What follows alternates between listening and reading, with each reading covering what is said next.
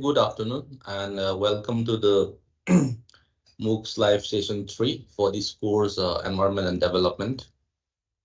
What I do is try to give a brief summary of what we have covered in the last few weeks and what we would be covering in the coming weeks.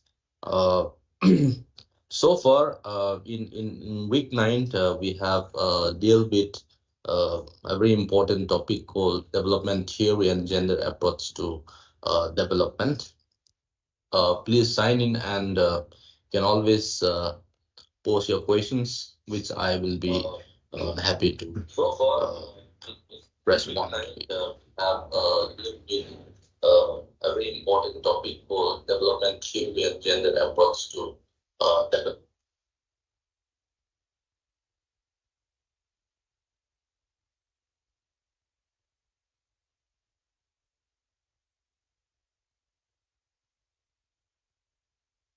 Okay, so in this particular theme, development theory and gender approach, we began looking at the various backgrounds of how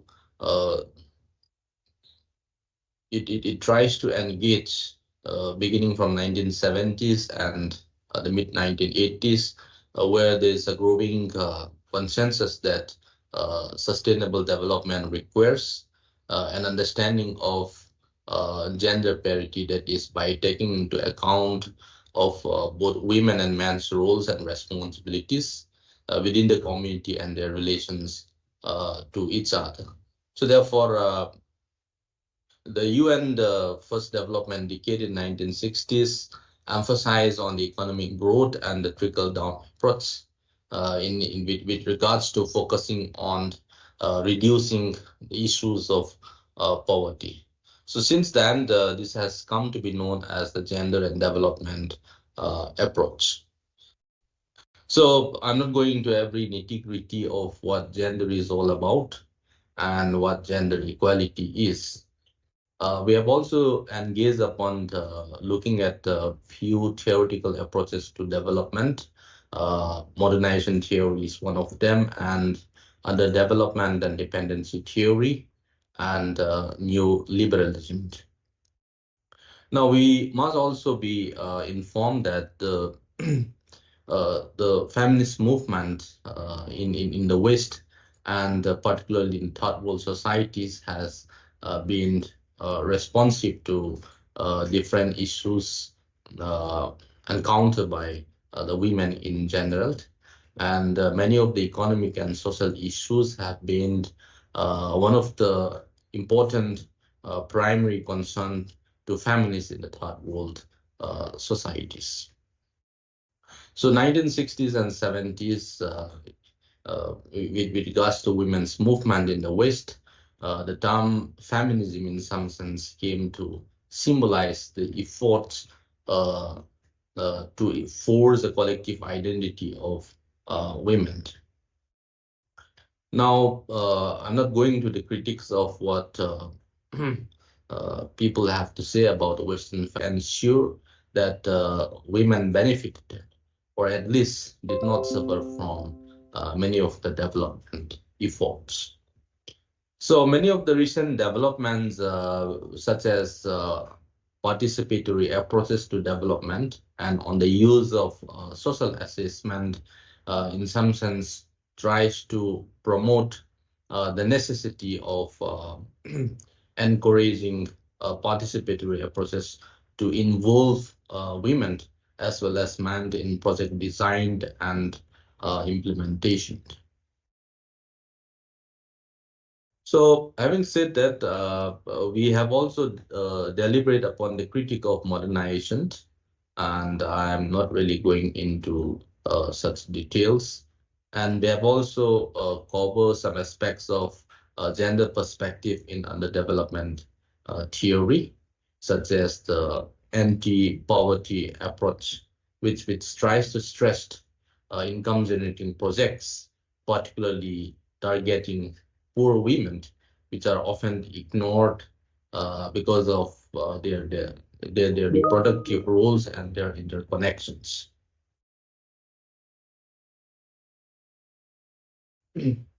Yeah. Uh, how do we then try to the question which Popov talks about, inquiring about how sustainable development goals can, in some sense, be linked with the topic which we are looking into. Now, having discussed on this particular theme, we can say that women in general, uh, the point is to make them uh, and active agents with regards to many of the sustainable development goals, and where women's can be part of the decision making processes. Now, in many countries, including the Western societies and particularly third world countries, we know that women are often being deprived of certain decision making processes, and when it also comes into the relationship with development per se, there many of the eco-feminist in general has been very much critical about the uh, how the evolving technology within uh, the domain of capitalism, in some sense, always favor men. So, therefore, we could say that one of the main agenda of this particular theme of using, women or looking women in these development approaches is also uh, make them more involved, because in many of third world countries, if you look at the works of Vandana Shiva or maybe Bina Agarwal, they argue that since women have share a close space with nature, or in terms of resource management, their involvement is crucial. And at any critical juncture that some forms of development policies or programs are being initiated, uh, uh, issues of displacement or maybe uh, access to use of resources are often being denied, and therefore women of course become the first target, or they bear the brunt of all these development uh, policies or activities. So therefore the involvement of women uh, mm, comes to be at the forefront, and this is one of the main uh, gist of this particular theme. Now, moving on, we have also deliberated upon a theme called climate change and interventions and policy framework. And first, we try to familiarize ourselves with what climate change is all about, and also looked at the history of climate change and the various causes of climate change, which can be, uh, yeah, definitely once you start preparing and then reading all like the slides, and you know you can definitely have a queries, and then you please feel free to pose any questions at any point of time, and then I'll be happy to clear your doubts. Now, some of the history of climate change negotiations. Okay, so I understand that because at this juncture, you all must be pretty much engaged with the weekly assignment. No doubt about it, because that is also equally important, since it is also part of the assessment. Yeah, I do agree. So we look into some of the important, epoch in the history of climate change, like what the Kyoto Protocol targets all about, and some of the issues, for example, what the Durban platform in some sense try to negotiate. So, and also partly how India's positions, that is with regards to climate change policy, are being seen over the course of the year. And we have different forms of, mission with regards to sustainable habitat, or maybe national water mission. Yeah, you can log in. Otherwise, you are free to leave. There's no issues in that. And we have the National Water Mission that is targeting by 2050, India is likely to be water scarce. Not necessarily 2050, because even now, many of the hill towns like Shillong, Darjeeling, and Shimla, and various others have at certain point of time, many of these hill stations or hill towns are facing a crucial water crisis. And there is an urging, needs to engage looking at this, how water resources are being sustainably managed.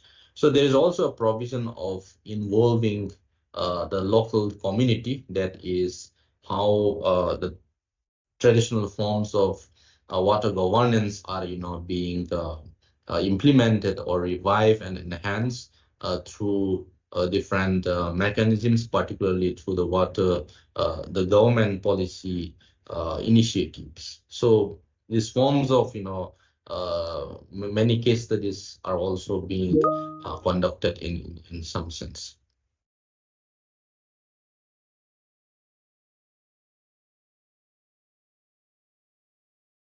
What's the question?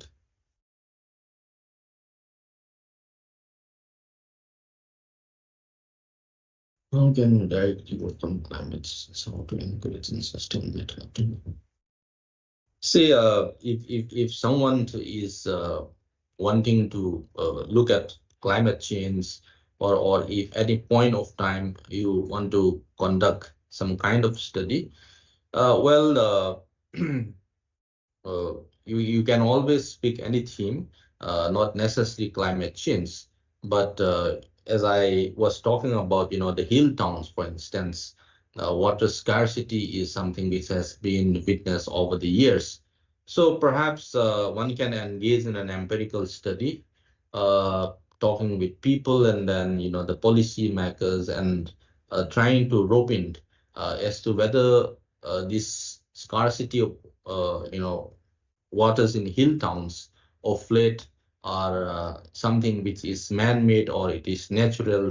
So therefore, the elements of climate change can definitely be looked into.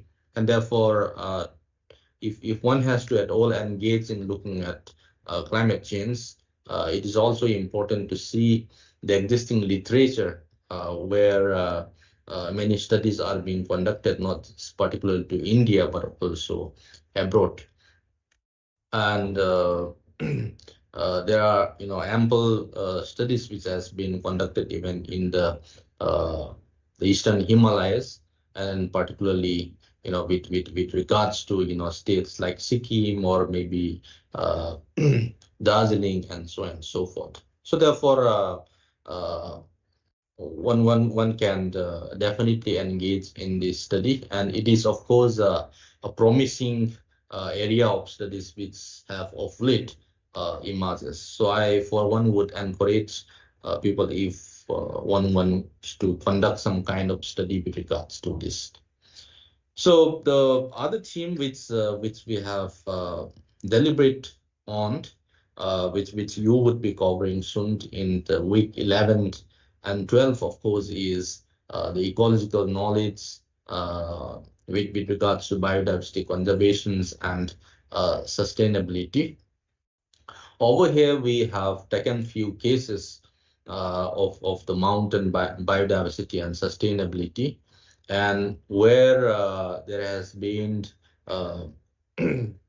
case studies which talks about the fragility and vulnerability of the mountain ecosystem due to the Anthropocene, or maybe the interventions of humans.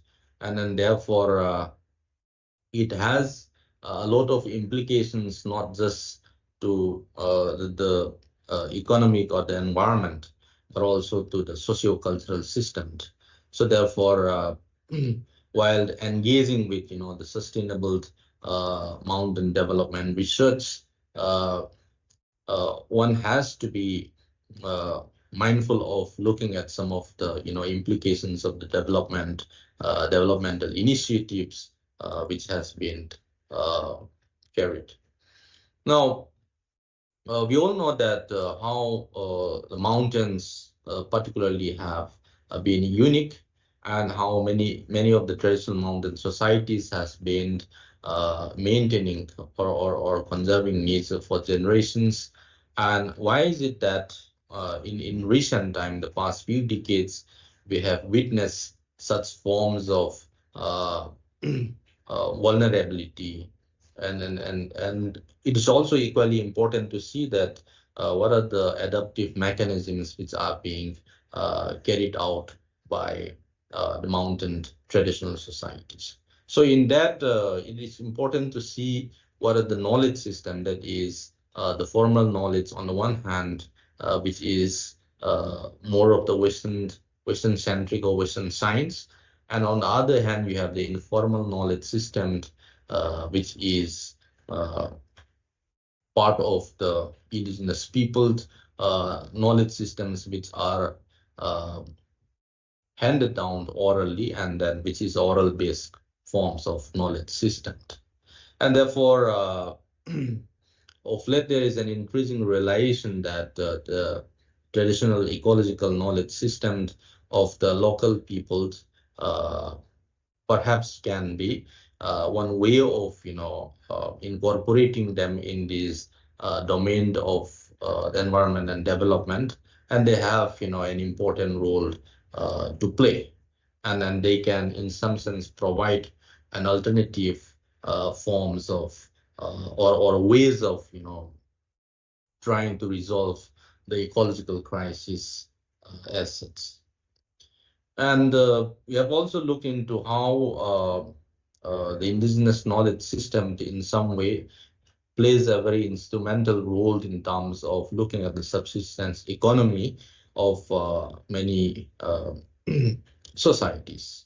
And in that, the traditional institutions, knowledge and sustainability are very much interlinked, and the people concerned, particularly the Himalayan environment, as I had already mentioned, which of late has encountered different forms of natural disasters, plays pretty much havoc to the people concerned.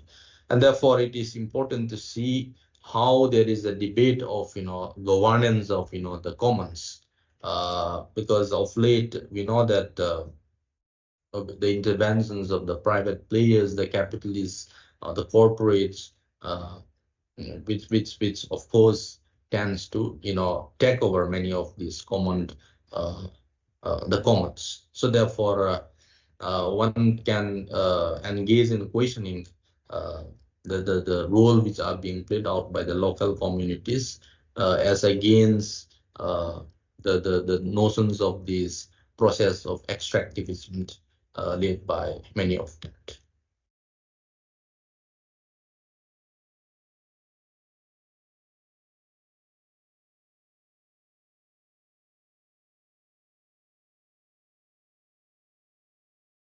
So on that note, we have also looked into a theme that which of course is in the final week, that is how indigenous knowledge and environment are being interlinked. And in this, I picked upon some of the literature, particularly of people who are engaged into ecological anthropology, and who are also working in line with the development studies, their understanding about indigenous knowledge systems, and how the life projects of the indigenous peoples are linked with some of the while solving the same for a second.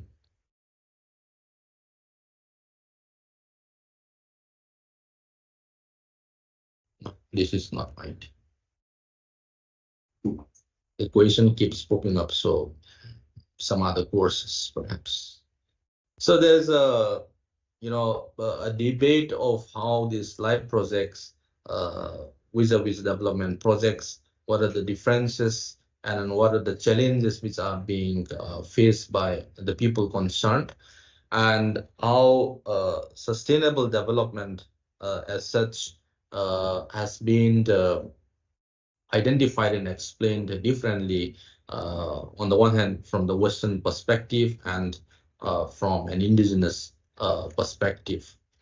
So many of the indigenous perspective in some sense talks about this idea of sustaining, maintaining and enhancing relations with all of its creation, and which of course occupies an utmost importance from an indigenous point of view. That is, the indigenous way of life in some sense focuses on this type of relationship with the creation. That is, it is more of a holistic way of understanding human relation with nature. We have also looked into some of the barriers to the use of traditional ecological knowledge with regards to sustainable development, and also find a way out if there can be coexistence, that is recreating an old relationship. And also we have deliberate upon looking at how science and traditional knowledge are being intertwined, and then what are the relations and what are the barriers between these two different knowledge systems, and how do we then position local knowledge in the whole gamut of environment development discourse by picking on some of the scholarly works of Clifford Geertz and then Cohen and others. So having said so, as I have mentioned, that local knowledge or traditional ecological knowledge has often been the view as a holistic way of knowing. And I've also engaged in trying to look at the relevance of indigenous knowledge by studying my own case study with regards to the Kuki community in the Northeast India, where land and identity, land use systems of the people, use of forest land, in some sense, have been very much integral to their socio-cultural and then identity in general. So there has been also a debate of why seedling cultivation, which is locally known as chuming, can really, the debate of this conservation and how do some of the rituals which are revolving around these forms of agriculture practices traditionally has been sustainably using their resources. So therefore, one of the main arguments which I come across in this is that the relevance of indigenous knowledge for biodiversity maintenance. So with that note, I and this very brief summary of what we have discussed so far, and then which we would be touching in a few weeks' time. So I once again request you all to sincerely engage with the weekly assignment, and all the best for the final exam as well. So that's all from me, and thank you for opting this particular course, Environment and Development. Thank you.